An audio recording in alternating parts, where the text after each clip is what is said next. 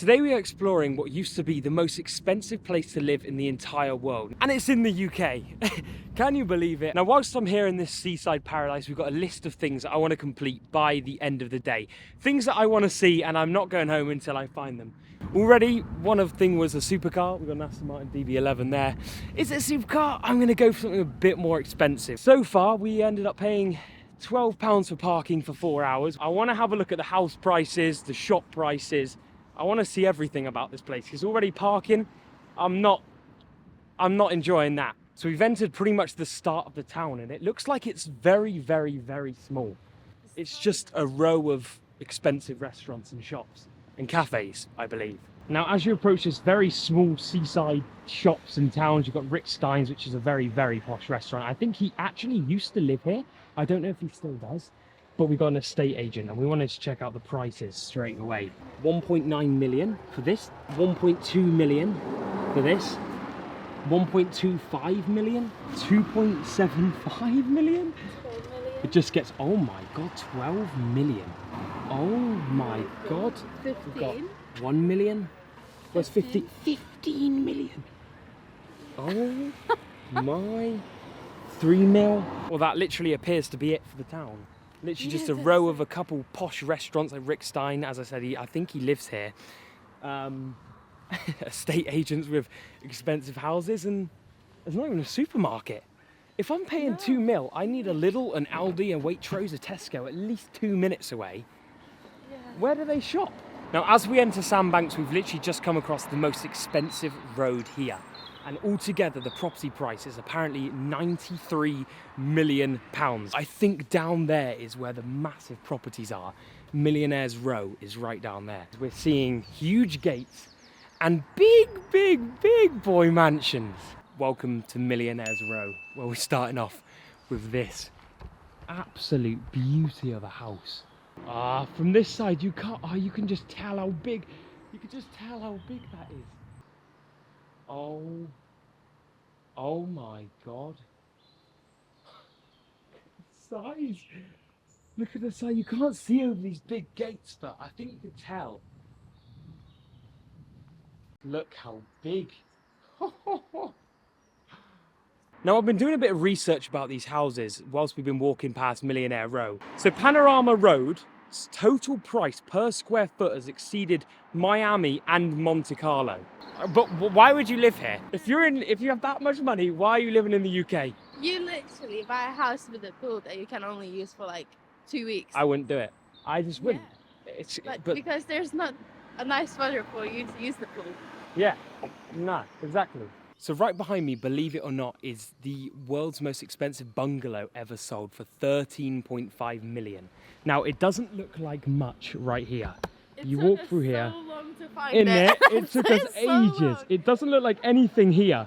But what we don't realise is this person who owned it, who's owned it for 100 and something years in the family, he had 1 acre of this Sandbanks land. So he's got all of this. And in the distance, if you see just there, right there, you can kind of see which is a bungalow. I'll show images, but he owns basically all of this land. So look, it's a small bungalow here, 13.5 million. But obviously the views and all the land that comes with it makes it worth 13.5 million. The guy's going to renovate it, basically, break down the bungalow and build something crazy. But who was to think right behind me, where you can't even see anything, was the world's most expensive bungalow? So far already we found the world's most expensive bungalow, which we wanted. We walked down Millionaires Row. We're still yet to find a supercar. For some reason, we haven't come across anything just yet. Now, one thing I've noticed in Sandbanks, which is really nice, is a lot of the owners are actually outside and they're working on their house or working on something. So I'm going to build up the courage to go up to somebody and kind of talk to them about what it's like to live in Sandbanks, what they do for a living, and hopefully get some insight. Fingers crossed we'll get somebody. Sorry, do you live here? Do you live here? It's a beautiful home. I'm doing a little video just about Sandbanks and like what it's like to live here.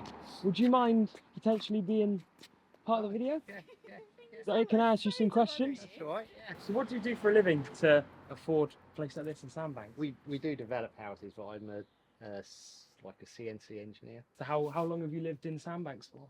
3 years now. So if you don't mind saying, how much was it to buy this house? To buy this house, we bought it for £1 million.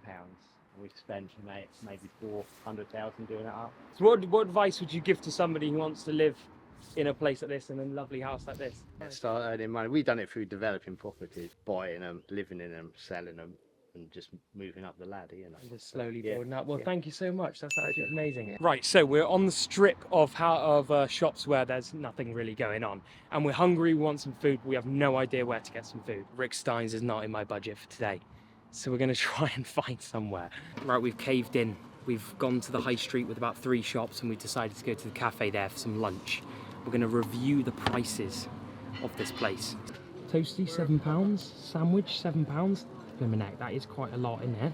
Right, like Got that. some like coffees for like £3 to £5. Salmon, £8. Burger, 13. It's actually a bit more expensive than I kind of thought, isn't it? Mm-hmm. This is also a really good time. We got a nice view of the in and out of Sandbanks. Right, we're gonna sit here, order some food, and see how many cars we can see for our whole time sat here.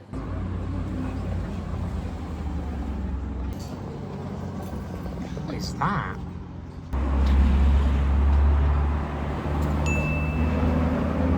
Food has arrived. We've gone for a £7 jacket potato with beans and cheese. And Med's gone for a tuna mayo and cheese. Taste test. Oh yeah. Yeah. Mm. Mm-hmm. Yes, the best Very, one very I good. ever had. The best one you've ever had. Oh my god, yeah. She had my mum's like last week. Right, our bellies are full.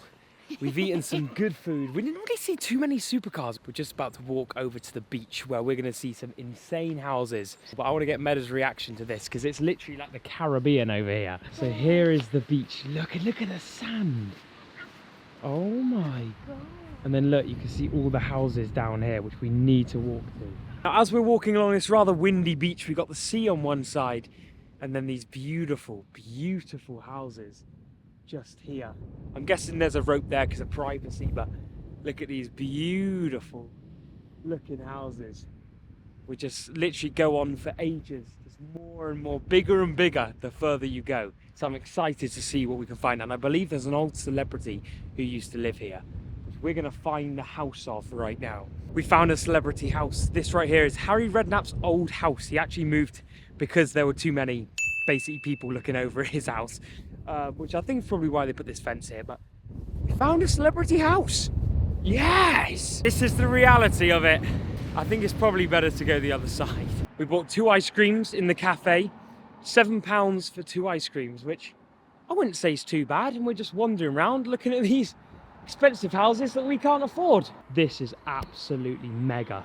Absolutely beautiful. Oh my god. Whoa. I was saying, I think that one's like my favourite house so far. The entrance and everything is insane. What the?